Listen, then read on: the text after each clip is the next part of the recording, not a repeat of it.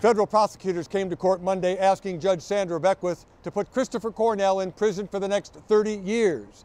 The defense said a more appropriate sentence would be 10 to 20 years. In the end, the prosecution won out, causing Cornell to burst out, "The system is rigged." Cornell pled guilty to crafting a murderous plot at the U.S. Capitol during the State of the Union address.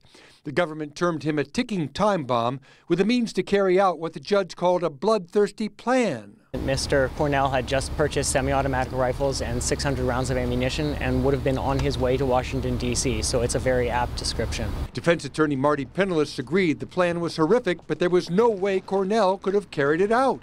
I don't see a person dressed the way he would have been dressed in Washington, D.C. on the date of the State of the Union in January, getting anywhere within 3 blocks of the Capitol. The question came up in court whether Cornell is remorseful for what he did. Do I believe he was remorseful? I absolutely do. I've seen a complete transformation in him from when we first met. But prosecutors contend any remorse came only after Cornell knew he was going to spend decades in prison.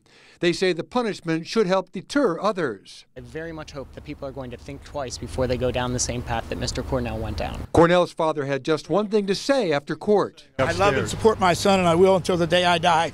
In addition to the prison term, Cornell faces lifetime supervised probation, especially when it comes to using computers. Tom McKee, not on your side at U.S. District Court downtown.